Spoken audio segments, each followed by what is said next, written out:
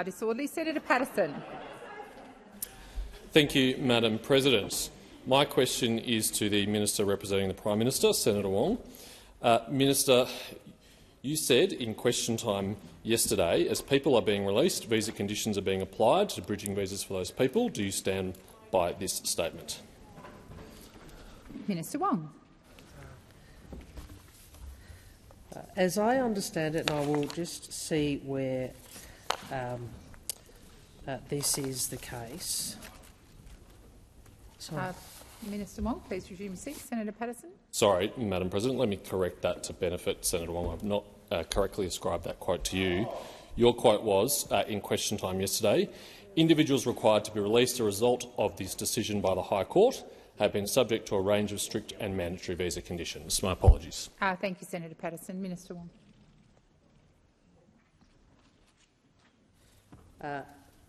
I understand. I'm advised that I'm just trying to say, I've been told page 3.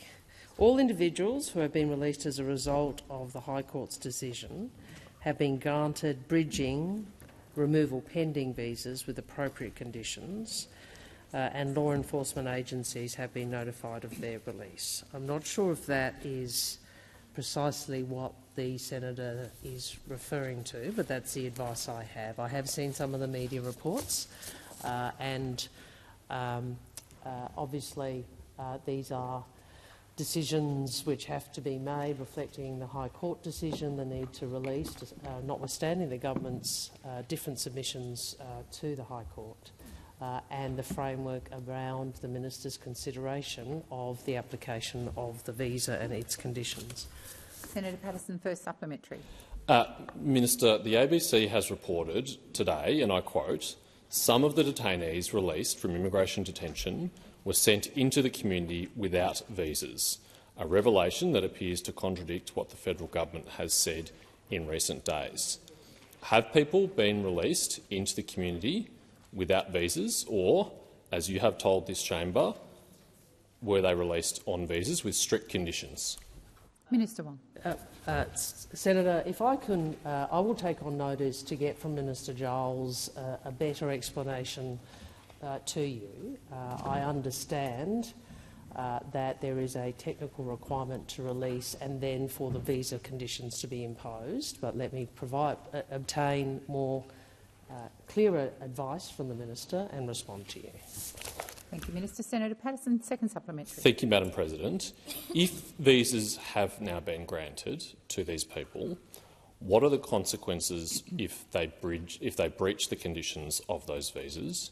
Is it the case that breaching a visa requires that they be detained pending deportation, which the High Court has ruled is not applicable for this cohort? Thank you, Senator Patterson. Minister Wong. I think I was asked a similar question yesterday, might have been from Senator Cash or someone else, about the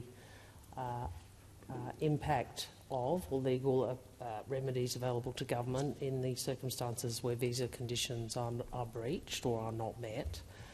I am advised that this is one of the consequences of this decision of the High Court, and I can indicate to the chamber that the government intends to introduce legislation shortly to further respond to the decision of the High Court, and we look forward to the opposition's support in that regard. Thank you, Minister. Senator Walsh. Thank you, President. My question is to the Minister representing the Treasurer, Senator Gallagher. Under the Albanese government, today's wage price index has recorded the highest quarterly increase in its 26-year history, along with an upward revision to wage growth in the previous quarter. Can the minister explain how the Albanese government has supported getting wages moving again? Minister Gallagher. Thank you. Thank you, Senator Walsh, and I acknowledge your long career in ensuring particularly those on lower incomes get appropriate wage increases for the work that they do, the important work that they do. We said we'd get wages moving again, and we are. Under this government, wages are growing at their fastest rate in a decade. Today's data show that the wage price index rose 1.3% in the September quarter 2023 and 4% for the year.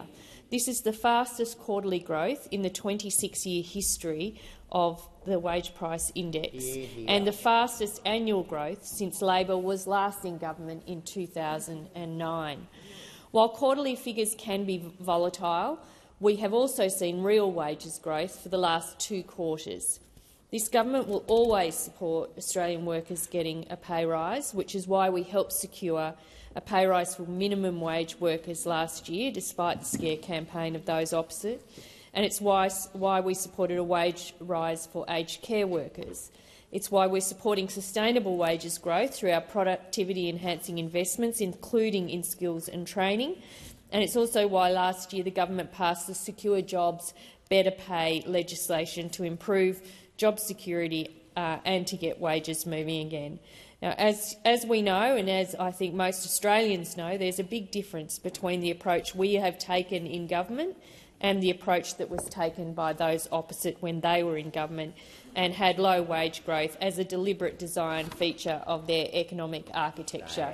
And we won't ever forget that. Nope. It was a deliberate design policy or deliberate decision of that former government to keep wages low. We have, in our 18 months in office, made a number of changes, including legislation and policy changes, to make sure that we are doing what we can to ensure that Australian workers get a fair pay rise. Thank you, Minister. The time for answering has expired. Senator Walsh, first supplementary. Thank you, President. Thank you, Minister. We know the government's #1 priority is dealing with the inflation challenge and providing cost of living relief. Can the minister outline how the Albanese Labor government's policy to support strong wage growth helps provide cost of living relief? How does this strategy work alongside the government's broader strategy to assist with cost of living pressures? Thank you, Senator Walsh. Minister Gallagher. Thank you, and I thank Senator Walsh for the question. The Albanese Labor government's commitment to getting wages moving again is designed to put more money in the pockets of Australian workers and help people deal with the price pressures across the economy. It's why getting wages moving again was a key part and remains a key element of our $23 billion cost of living relief plan that's been carefully calibrated and designed to take some of the edge off some of the pressures that people are under through that cost of living relief, but also not add to the inflation challenge. And in fact, what the ABS data, CPI data shows that it actually shaved 0.5 percentage point off inflation in the September quarter. Of course, in addition to our focus on wages, we also have important cost of living measures like tripling the bulk billing incentives, which started on the 1st of November to support 11.6 million eligible Australians to access a GP Thank you, without Minister. The time for out-of-pocket answering costs. has expired. Senator Walsh, second supplementary. Thank you, President. Thank you, Minister. Can the minister explain to the Senate how the Albanese government's commitment to strong wage growth is part of its approach to responsible economic management? How are the deliberate decisions taken by the government helping to take pressure off inflation? Thank you, Senator Walsh. Minister Gallagher. Thank you, and I thank Senator Walsh for that supplementary. As a government, we welcome solid wages growth after our predecessors spent the best part of a decade deliberately suppressing wages. And today's data further demonstrates that Labor is the party of strong economic management. We have delivered the first budget surplus in 15 years, taking the pressure off inflation, creating a more stable economic environment conducive to wages growth. We have returned an average of 87% of revenue across our first 2 budgets, compared to 40% under the former government. And the $40 billion in savings we've identified across both budgets has allowed us to reprioritise spending to investments that deliver that cost of living relief, secure our essential services and boost the productivity of our economy. And again, in stark contrast to those opposite who again used robo-debt as the way of generating savings for their budget bottom line. And we know the history attached to that. Thank you, Minister. Senators, I draw to the attention of honourable senators the presence in the gallery of a delegation from the Brazil Federation Council, led by the Secretary of the Council of the Federation, Presidency of the Republic of Brazil, Mrs. Elaine Lecicio. On behalf of all senators, I wish you a warm welcome to Australia and particularly to the Senate. Senator Cash. My question is to the Minister representing the Prime Minister, Senator Wong. Yesterday, when answering questions about the High Court case, which has led to the release of individuals from immigration detention, government ministers in both chambers repeatedly emphasised that the government resisted the application in the High Court. As you know, the Australian Human Rights Commission appeared in that case and spent taxpayer money arguing against the government and for a result which has led directly to the release of murderers, rapists and child sex offenders. Under the Legal Services directions, the long-standing requirement of governments on both sides, at least until May last year, was for the Human Rights Commission to seek approval from the Attorney-General before it makes constitutional submissions in the High Court. Did the Attorney-General give approval for the Australian Human Rights Commission to make submissions in the High Court? Thank you, Senator Cash. Minister Wong. First, dizer tudo bem to os brasileiros. Welcome to the Senate. Can I say to Senator Cash, I was going to, I think you asked me a similar question Monday, Tuesday, I'm sorry, the days are blurring, and I did undertake those consultations with the Attorney-General and was going to add to my answer today. At the end of question time, so I appreciate the opportunity. I am advised that the Australian Human Rights Commission did receive the approval of the Attorney-General to engage lawyers other than the Australian Government Solicitor, which is a technical requirement under the Legal Services Direction. I'm advised that the Commission was not required to seek approval for the substance of its submissions, which it made as an independent body, and it was abundantly clear that their submissions did not represent the views or the position of the Commonwealth of Australia. Thank you, Minister. Senator Cash, first supplementary. Thank you. After the orders in the case were handed down, the President of the Human Rights Commission, Professor Croucher, said this: "Those detained when they should have been released now have the vindication that their detention was unlawful and they may be entitled to restitution. Does the government now intend to pay compensation to convicted child sex offenders, as the Human Rights Commission suggests?" Thank you, Senator Cash. Minister. Thank you, President. Well, obviously, Ms Crouch is an independent officer, I think appointed under your government. Second, as the Senator would know, and as the Shadow Attorney-General, the Senator would be aware, we have a separation of powers in this country. We are a constitutional democracy. The Commonwealth of Australia, under this government, argued against the proposition that the High Court has found. But the High Court has made its decision and the government is bound to follow it, and we are doing so. I would also make the point that in relation to the other questions you asked, they are obviously hypotheticals. What the government will do is deal with any further legal matters and consequences as a result of this decision carefully and in a considered way. And as I said, flagged earlier in my answer to Senator Patterson— Minister. The time for answering has expired. Senator Cash, second supplementary. Thank you, Minister. In relation to your answer to my primary question, did the Attorney-General see or comment on the submissions before they were made, or was he advised of the nature of the submissions that the Australian Human Rights Commission would be making to the High Court of Australia? Minister Wong.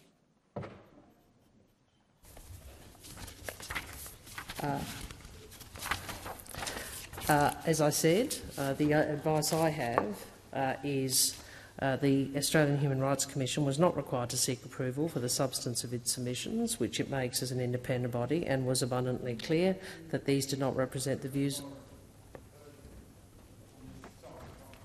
or the position of the Commonwealth of Australia. So what we have is Senator Cash trying to put forward a proposition that an independent Minister, please resume your seat. Senator Cash.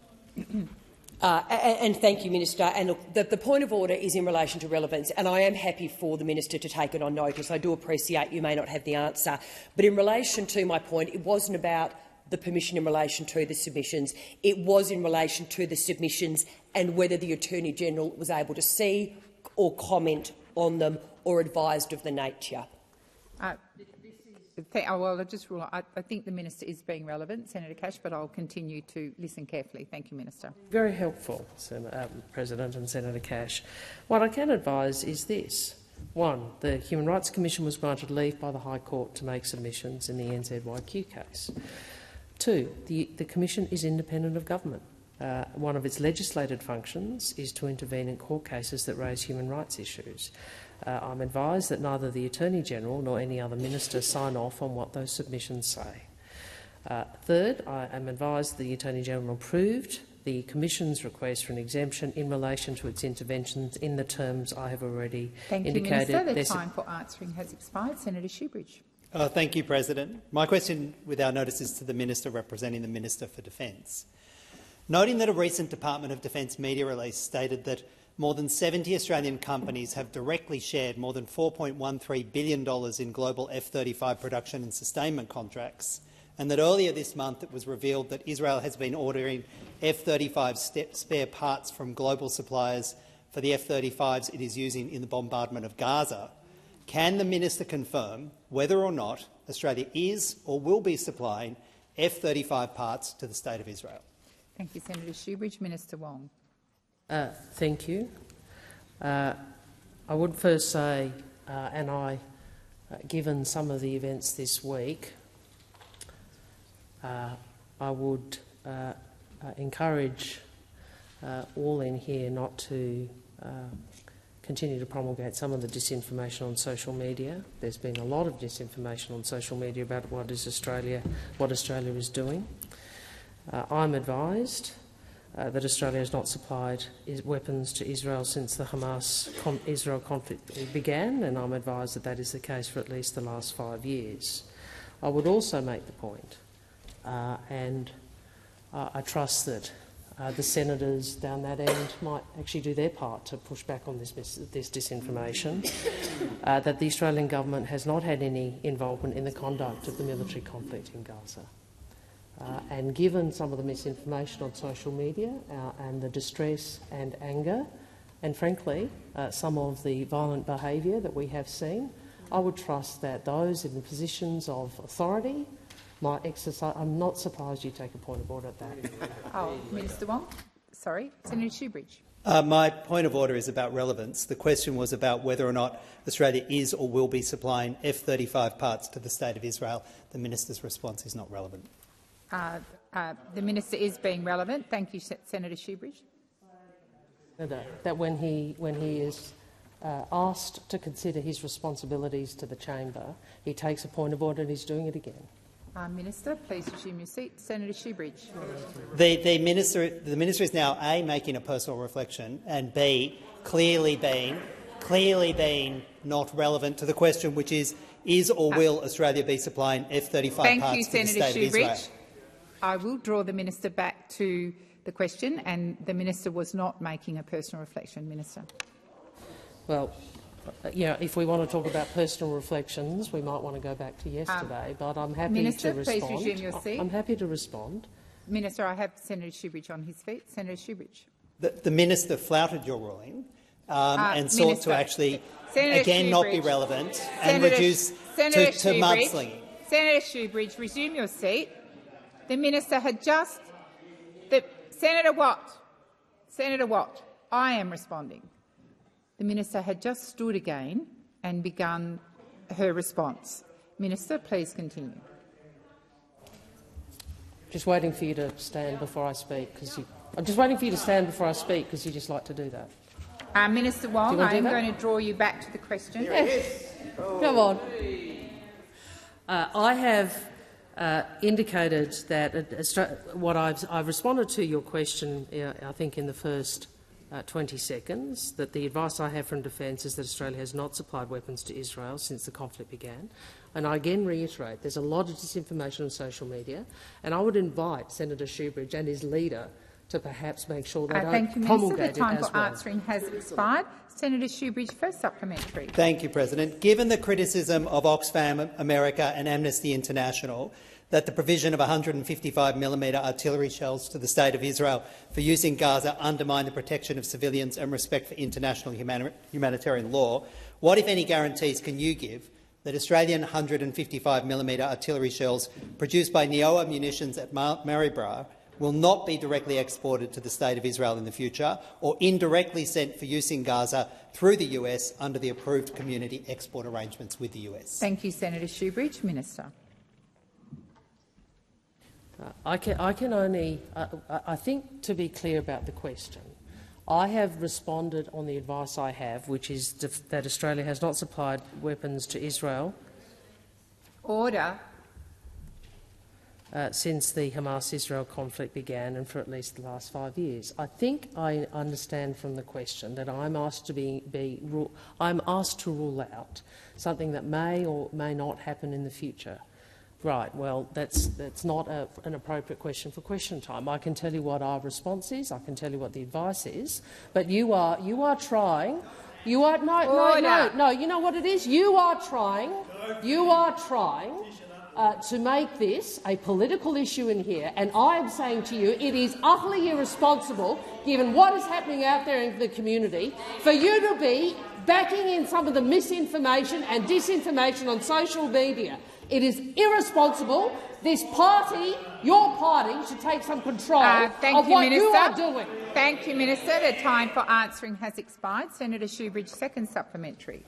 Thank you, President. Minister, what response do you have to the criticism published today by the Australian Institute of International Affairs that the lack of transparency around Australia's military exports leaves the government exposed to criticisms that Australia exported weapons could be used in conflicts like Gaza, and that without change it risks Australia's credibility as a sponsor of the rules-based international order? Thank you, Senator Shoebridge. Minister Wong. As the senator would be aware, we have initiated a review of the Defence Trade Controls Act 2012 to ensure it remains effective, efficient and fit for purpose. I think the senator has been advised of that previously. In relation to the point about the international rules-based order, that is an important point. That goes to who we are. And you might recall, Senator, the motion you voted against in this chamber, the bipartisan motion on this conflict that you voted against, talked about— Senator Shoebridge. Senator Shoebridge. Minister, the motion that your party voted against in this chamber— Wow. Order. The motion that your party voted against in this chamber reference specifically international humanitarian law, because that is an important national interest for Australia, and it is disappointed that you voted against it. Senator Marielle Smith. Thanks, President. My question is to the Minister representing the Minister for Defence, Senator Wong. Can the Minister update the Senate on the progress being made by the Albanese government to deliver Australia's conventionally armed nuclear-powered submarines and realise the benefits of the AUKUS partnership? Minister Wong. Thank you to Senator Smith from the great state of South Australia for her question about defence and defence industry jobs. And I'm pleased to say, in response to her question, that the government is making considerable progress. The Prime Minister was invited by President Biden for a state visit last month, and that visit was followed shortly by the Deputy Prime Minister, where both had successful engagements to drive our AUKUS partnership forward. Since announcing the pathway to acquire nuclear-powered submarines, the Albanese government has taken tangible actions to implement the AUKUS partnership, including the investment of $150 million in skills and workforce development in the May budget, establishing the Australian Submarine Agency on the 1st of July and commencing initial works on the submarine construction yard in our home state of South Australia, meaning mine and Senator Smith's, not everybody's. Last week in Adelaide, the Deputy Prime Minister announced further decisive steps with Premier Malinauskas. The South Australian Defence Industry Workforce and Skills Report was released, which helps identify how we can best develop the defence industry workforce in South Australia. The land exchange between the Commonwealth and South Australian governments was finalised, and the government has released an exposure draft of enabling legislation critical for establishing a seamless industrial base with our AUKUS partners. At the heart of this legislation are game-changing reforms for Australian defence industry, which should see the removal of burdensome red tape with the United Kingdom and the United States. As Deputy Prime Minister Miles has made clear, establishing a shared industrial base between Australia, the United States and the United Kingdom is a core part of AUKUS. This is the greatest industrial endeavour Australia has embarked on for decades, and it will see jobs and economic investment for generations to come. Thank you, Minister. Senator Smith, first supplementary. I note the Minister for Defence was in South Australia last week, where he visited the Osborne Naval Shipyard with Premier Pete Malinauskas. Can the minister tell the Senate how South Australia, and in particular defence industry, will benefit from the recent announcements made between the Albanese government and the South Australian government? Thank you, Senator Smith. Minister Wong. Thank you, and I thank Senator Smith for her supplementary question. It gives me the opportunity to speak in a little more detail about the South Australian Defence Industry Workforce Skills Report and Action Plan that was released on Friday. That plan highlights that the defence industry in South Australia is forecast to grow from its current level of around 3,500 direct jobs to more than 8,500 direct jobs in the 2040s. Of course, what we need to do is act now to ensure we're able to recruit enough people with the right skills in 5 years and 10 years and beyond, and that is what the government is doing. The action plan details a strategy to grow and sustain South Australia's defence industry workforce, the workforce that is required to deliver the largest and most complex defence project Australia has undertaken. It reaffirms the government's commitment to ensuring a continuous naval shipbuilding capability.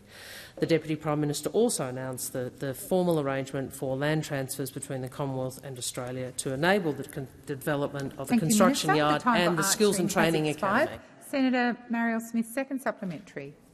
Thank you, Minister. What are some of the challenges the Albanese government has confronted in delivering these important defence industry projects? Thank you, Senator Smith. Minister. Thank you. I might just, if I may, just finish the last point I was making in relation to the previous question, which is the development of the submarine construction yard and the Skills and Training Academy at Osborne, which also will enable 4,000 jobs expected in construction work over the years to come. But of course, there was a very different approach that was taken when those opposite were in government. We saw the legacy, a decade of chaos and dysfunction. Defence had, in fact, as the now Shadow Minister of Defence has stated, Defence had too many ministers over a 9-year period, which of course led to a squandering of a lot of opportunity. And of course, the approach of the former government was to promise the world, then walk away from it. We saw the in and out deal with Japan, then an in and out of a deal with France, and then who can forget Senator Johnston, who said he wouldn't trust the Australian Submarine Corporation to build a canoe. Thank you, Minister. The time for answering has expired. Senator Hanson. Thank you very much. My question is to the Minister for Foreign Affairs, Senator Wong. With no end in sight to Australia's cost of living crisis and with Labor's policies like record immigration and increased public spending making inflation even worse than it needs to be, the Albanese government has substantially increased our foreign aid budget to over $5 billion per year across the forward estimates and signalled more increases to come after. Is the Albanese Labor government in discussions about an increase on the $10 million of aid Australia has already provided to Gaza following the terrorist attacks in Israel? Thank you, Senator Hanson. Minister Wong. I think there are two parts to that question, Senator Hanson. I will seek to address both of them. The first in relation to foreign aid, and I appreciate you have a different view, but we do see development assistance as an element of our national power. It is an element of how we influence the world, and we do think there is obviously an ethical argument for, if we can ensure that a child doesn't die, we can avert a death, that is a good thing for humanity. But there's also a very pragmatic and national security reason, which is we do better in a world where there is more stability and more prosperity, particularly in our region. We do better in a region that is more stable and more prosperous, and our development assistance is about trying to ensure that. So it is about the interests of Australians. I think the question that you are asking goes to the UN relief works agency. I think that might be what you're referencing in terms of Gaza. I would just make the point that this is the only organisation with a mandate to provide basic services to the Palestinian people. And obviously, we all have a view about the abhorrent nature of Hamas, which regrettably retains much control in Gaza. So the only way in which we can provide assistance in a sensible way or a legitimate way to the Palestinian people in Gaza and also the West Bank is through the UN Relief Works Agency. We have that is funding that was previously provided by both the Turnbull and Abbott governments. It is also funded by the United States. And Secretary Blinken has previously indicated that the US remains committed to supporting this entity. Senator Hanson, first supplementary. It was revealed on the weekend that Australians have been donating thousands of dollars to a charity funded by Australian Palestine Advocacy Network President and terror apologist Nasser Mashini, which is funneling the money to an aid organisation in Gaza accused of links to the Popular Front for the Liberation of Palestine terrorist group. Minister, what assurances do you offer the Australian people that taxpayer dollars are not supporting terrorists? Thank you, Senator Hanson. Minister Wong. I will I will confirm this, Senator, but I think when I looked at this after the story broke, that is not an entity that the Australian Government funds. The funding that we provide is through the UN Relief Work Agency. I think that's the R. I'm sorry, I'm quite tired. UNRWA. And the entity that you describe is funded by private donations. That is my recollection, and if I'm incorrect, I will come back to the chamber and clarify that with you. Senator Hanson, second supplementary. The Albanese government is increasing foreign aid while the Australian people are experiencing a lower standard of living, declining access to healthcare, massive energy cost increases, rising crime and rising interest rates. When is the Albanese government going to stop putting the needs of foreign countries first before Australia when so many Australians are struggling and suffering? Thank you, Senator Hanson. Minister Wong. I'd make 2 points, Senator. As you would know, the government is very focused on the cost of living challenges that Australians are facing, and that is why we saw some $23 billion worth of cost of living measures in the budget. That is why we are seeking to get wages moving again. And as Senator Gallagher said in her first answer, that we are very pleased to see the figures released today shows that wages are at a much better level than they have been for many years. Obviously there's a lot more work to do, and we know what inflation is, how inflation is a challenge within the economy and for families. But this is what we are focused on. How do we ensure that wages get moving and we deal with cost of living matters? In relation to development assistance, I'd refer you to the strategic argument I put in my first answer. Thank you, Minister. Senator Birmingham. Thanks, President. President, my question is to the Minister representing the Prime Minister, Senator Wong. As the Minister has acknowledged today, the 83, as I understand it now, individuals released following last week's High Court decision we are assured by the government, subject to, and I quote, a range of strict mandatory visa conditions.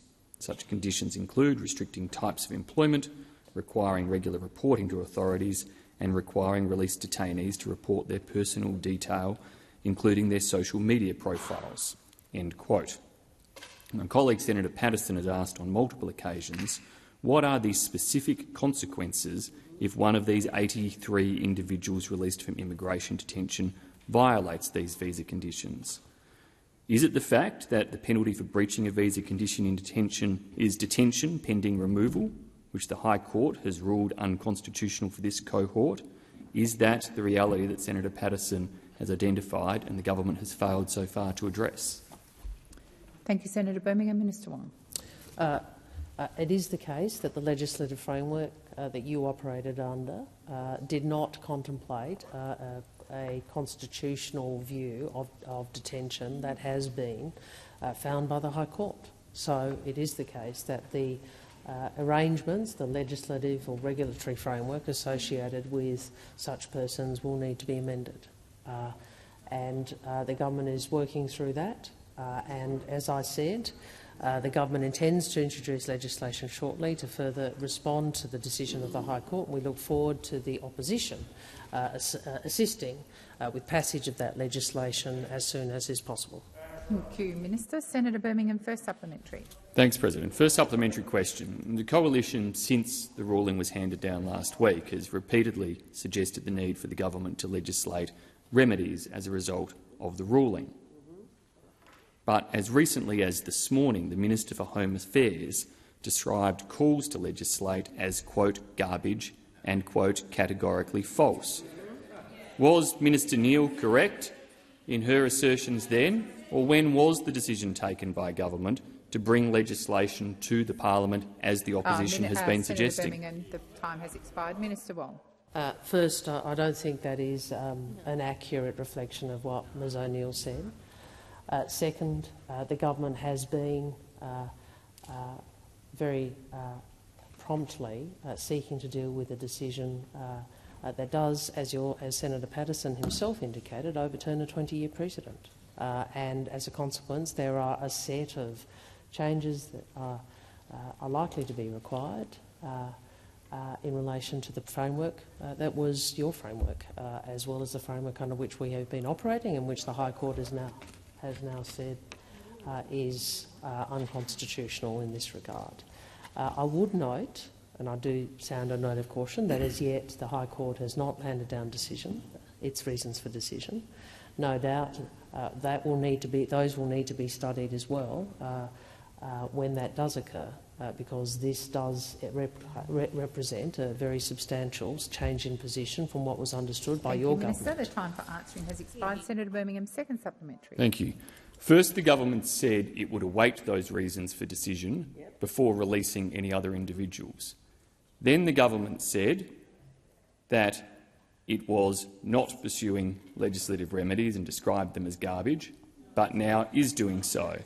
The government said that individuals were subject to visas upon release. Now apparently it's a technicality that they're occurring after release. How does this provide confidence to Australians that the government is comprehensively handling this? Minister Wong. Well, there's a lot of assertions in there, and the great majority of them are simply untrue. And I know that the opposition want to jump on this and play a lot of politics with it. I know that it's actually got it. You know, they're much more interested in talking about this than cost of living. But. Order, Senator Cash. And in fact, Senator Cash. And Senator Cash, really loves to suggest that she's the only person who cares about keeping Australians safe. Actually, we do too. We all do. We all do. We all do. Cash. You are not the only person in the universe who cares about national security. We do. And what I know that you are salivating at playing a bit of domestic politics in this, Senator Cash. This is a decision, as Senator Patterson rightly pointed out, overturns a 20-year precedent, and it's going to require Minister. The time for legislative or regulatory. Senator Hanson-Young. Thank you, President. My question is to the Minister for Emergency Management and the Minister representing the Minister for Communications, Senator Watt. Already this year we have seen bushfires raging across Queensland, New South Wales, the Northern Territory, Western Australia and Tasmania. We have seen people die already, we have seen homes destroyed, and it's only mid-November. During emergencies, reliable and timely information is essential to protect both people and property. Will the government boost ABC funding to ensure that the ABC, our national emergency broadcaster, can continue to keep Australians informed and safe? Thank you, Senator Hanson-Young. Minister Watt. Thank you, President. Thank you, Senator Hanson-Young. As I've pointed out repeatedly in this chamber, the Albanese government are strong supporters of the ABC and SBS, for that matter, as our national public broadcasters. And we were very proud of the fact that in, I think it was our first budget, we reversed a substantial portion of the funding cuts that had been imposed on the ABC by the former coalition government, who we know are no friends of public broadcasting or the ABC. I absolutely recognise the vital role of the ABC when it comes to emergency broadcasting.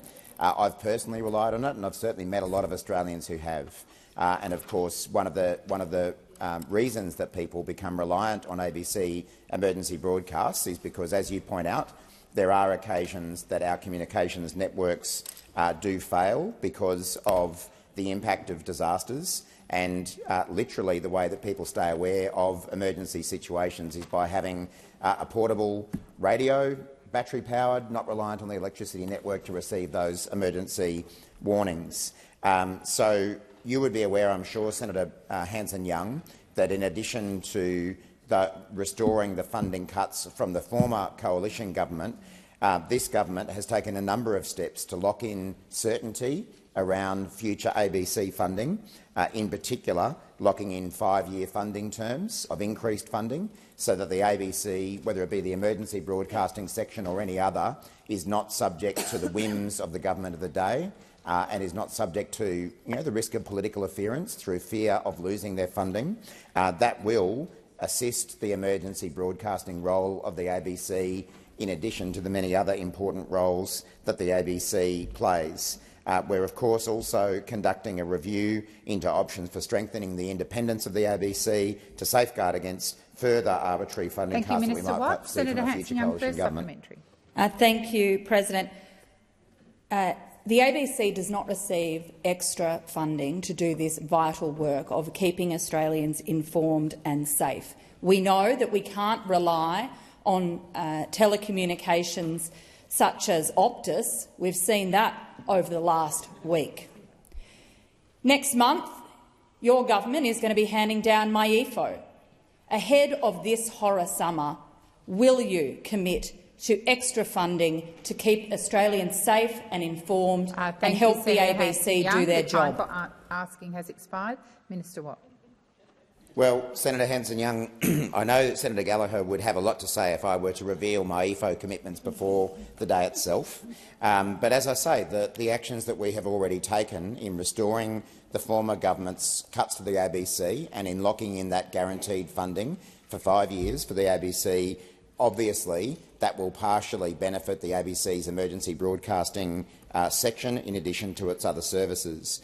But this is not the only thing that this government is doing to improve our preparedness for this disaster season. I've already said that this year we will have the largest ever fleet of aerial firefighting planes that we've ever had in this country, around 500.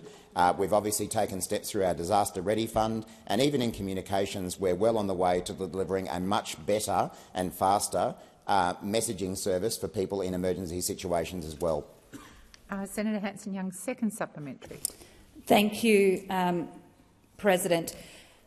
At Senate estimates only a couple of weeks ago, the ABC revealed that they have received no extra funding to help them do this vital work. It's essential. It's important. The ABC does it out of the rest of their budget. I urge you to consider funding the ABC properly and ensuring that Australians have access to this information at their time when it is most needed. Thank you, Senator Hanson-Young. Minister Watt. Thank you, Senator Hanson-Young. Well, again, you would be familiar with the fact that the ABC does operate independently of government, and we don't direct them as to how they should use the funding that's provided by government. It's a matter for ABC management to decide whether they dedicate the extra funding that we've provided to emergency broadcasting or to their other activities. I will note, though, and Senator McAllister has drawn my attention to a speech that the Minister for Communications gave to the ABC Friends of Victoria, I think in November last year, in which she talked about the reinstatement of funding that had been cut from the coalition. And what Minister Rowland said that was on budget night in October last year, she was pleased to see the ABC welcome the extra funding commitment, issuing a statement that said the increase in funding will mean greater capacity to deliver emergency broadcasting services to provide crucial information. So it would appear that, in the ABC's own words, they have received funding that will assist them with that service. Thank you, Senator Watt. Senator Sterle. Thank you, President. My question is for the Minister representing the Minister for Resources, Senator Watt. I refer to the announcement by the Prime Minister during his recent visit to the United States that the Albanese government will deliver a $2 billion expansion in critical minerals financing, which will solidify Australia's position as a world-leading provider, help the transition to net zero, boost the economy and support more jobs and opportunities for Australians. Noting this expansion of the critical minerals facilities takes the government's value-adding investments in Australian resources to $6 billion, can the minister please explain to the Senate how investing in critical minerals financing will bolster the sector in Australia, resulting in technology, skills, jobs and economic benefits for Australians? Thank you, Senator Sterle. Minister Watt.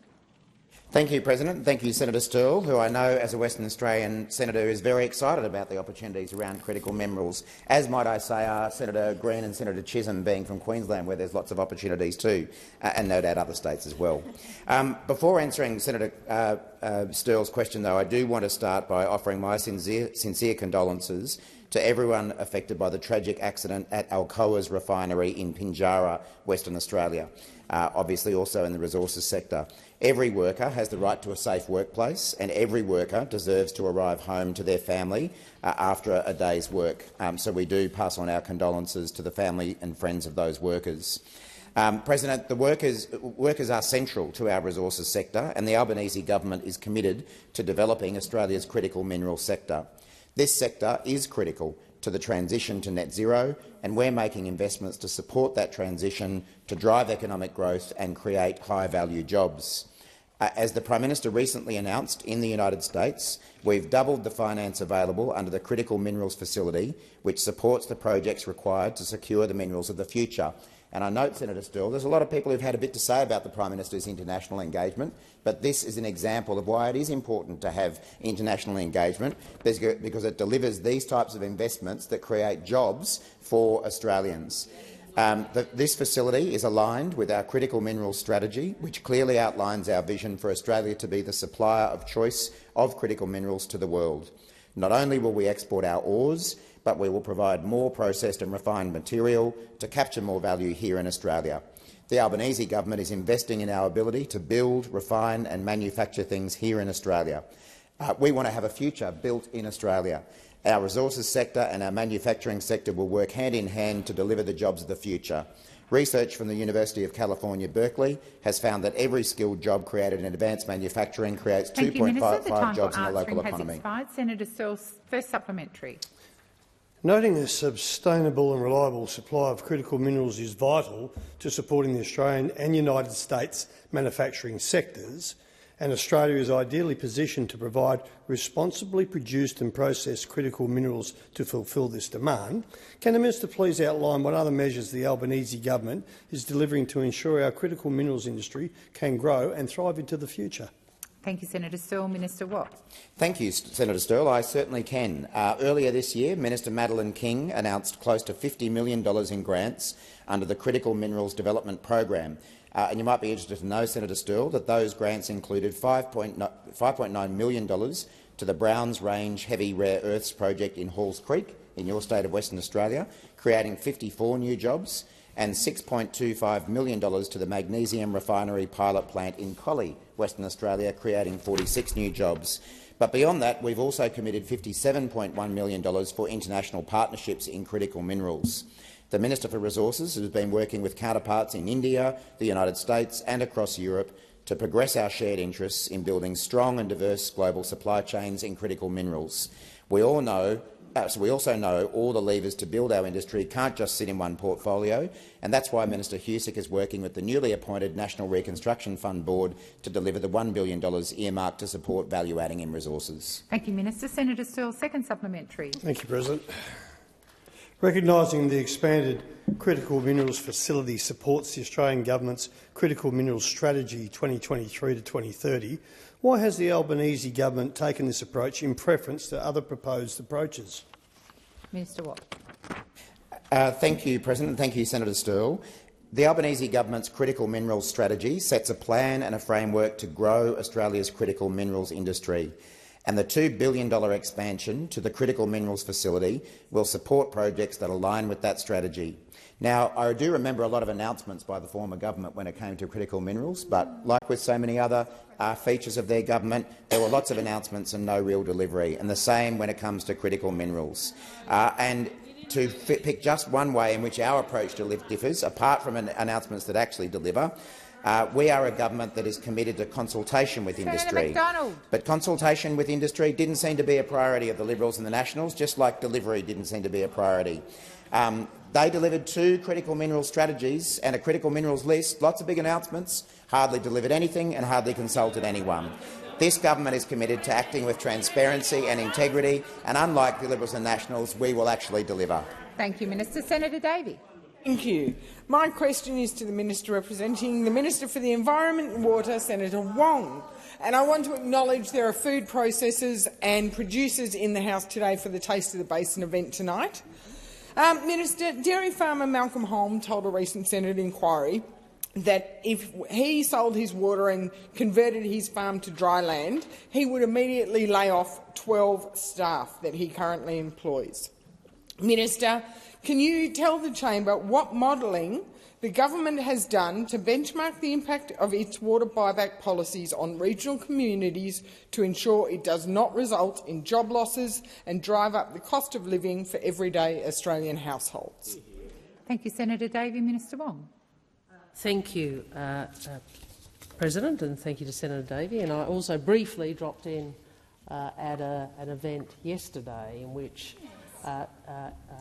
well, you did too, so you would know that there were also farmers and agricultural producers, as well as environmentalists and community people who are there who are supportive of the Murray-Darling Plan. And I would also make the point, if I can, a shout out to Henry Jones' wife, Gloria, who was there cooking the mullet, and Henry, of course, is now Coorong mullet, I should say. And Henry was a fisherman who who was a strong advocate for reform of the basin, a very decent man who spent a lot of his life working on these issues. And Minister, please resume your seat. Senator Davey. Well, I appreciate the minister outlining what happened yesterday, and it was delicious mullet. I would like to bring her to the point of the question. She's got a minute left to tell us what modelling the government has done.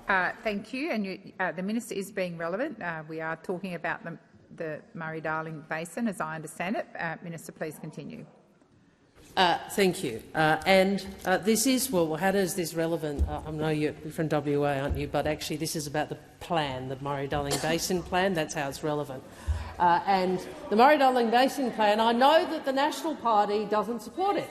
I know that they say they really don't want to support it, and they won't concede or they won't recognise the enormous amount of environmental and economic work that was done for the plan, and that your government adopted the plan. But the problem was you adopted it so that Senator Birmingham and Senator Ruston could go to Adelaide and say, we've got the Murray-Darling Basin Plan, but you just made sure you never did anything.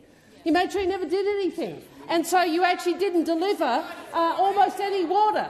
And so the great political solution for the coalition and their enormous division on water policy is you adopt a plan but you don't actually do anything about it. Well, that isn't the approach we'll be taking, because we recognise this, like Malcolm Turnbull did. Like Malcolm Turnbull did, you have to have reform in the Murray-Darling Basin. Senator Davey, first supplementary. At the same hearings, Chairman of SPC Global, Mr Hussein Hani Rifai, spoke of the risk to that company for their ability to compete against cheap imports.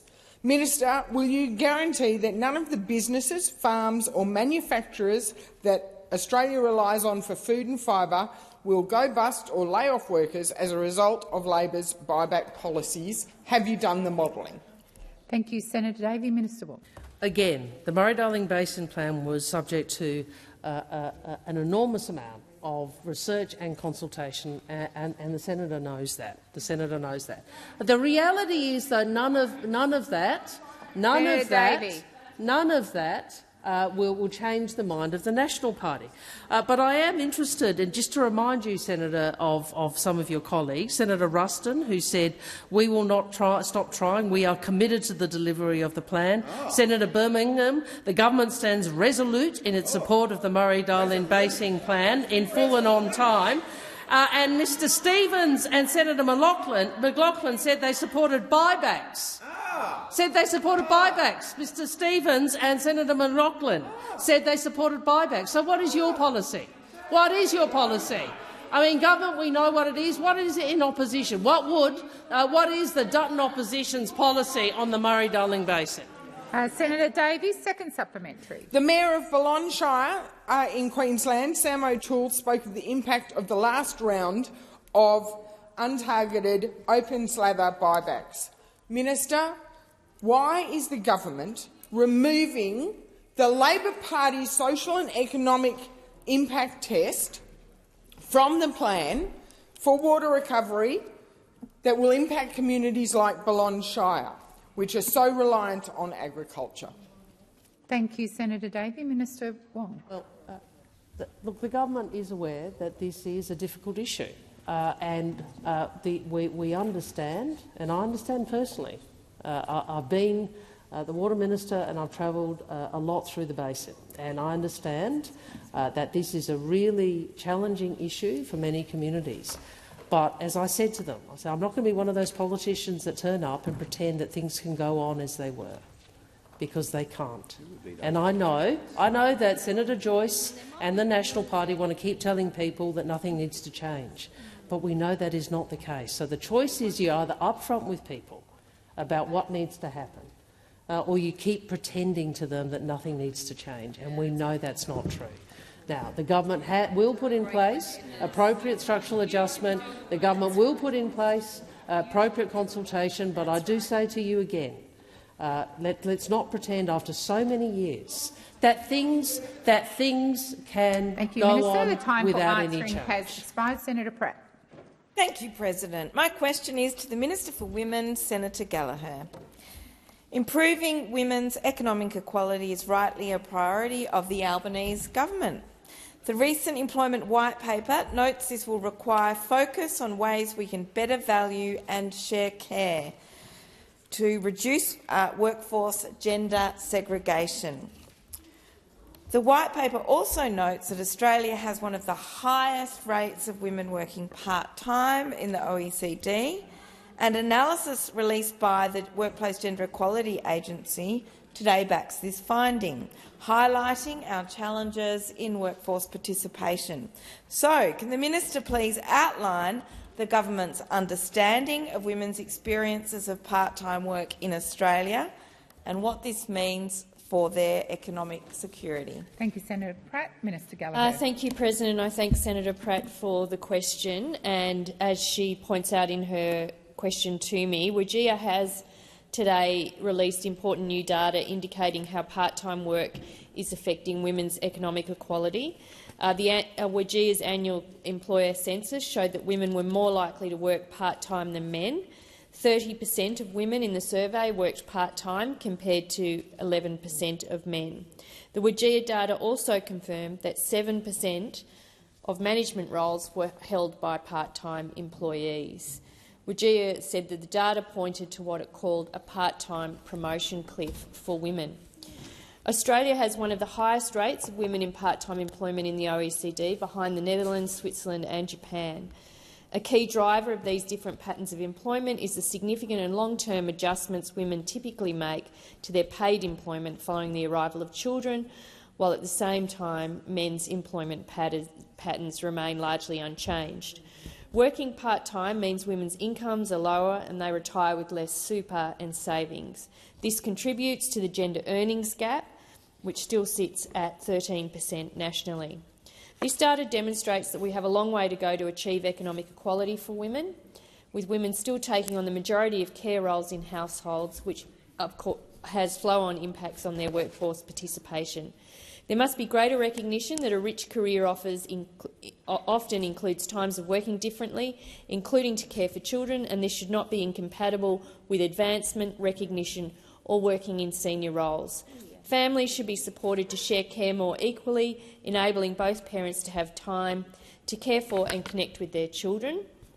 And it's why our investment in childcare and our parental leave reforms which provide each parent 4 weeks of reserved leave from July 2026, when the full scheme is implemented, to encourage that shared care. Senator Pratt, first supplementary. In light of the Wajir data, could the minister please tell the Senate what action the Albanese government is taking to close the gender pay gap and support overall workforce participation, safety at work and the economic independence of Australian women? Thank you, Senator Pratt. Minister.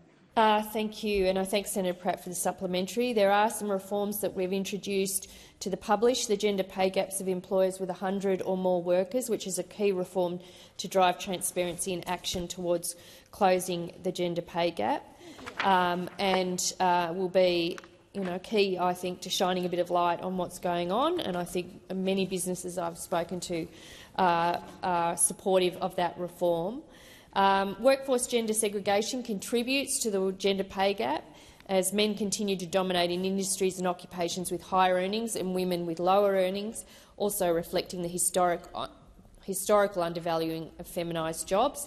So we need to come at this through a variety of ways, including through the Australian Skills Guarantee, through the reforms under the gender pay gap reporting, through our support for proper wages in aged care and proper funding and indexation for community organisations, another area where workers are predominantly women.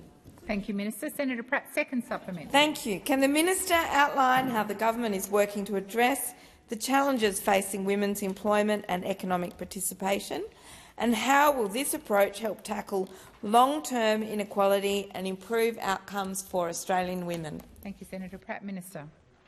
Thank you very much. Well, the government has made addressing women's economic equality central to our decision-making in government. So you have seen the reforms that we've introduced through our measures around investments in childcare, also those reforms I talked about in gender pay gap reporting.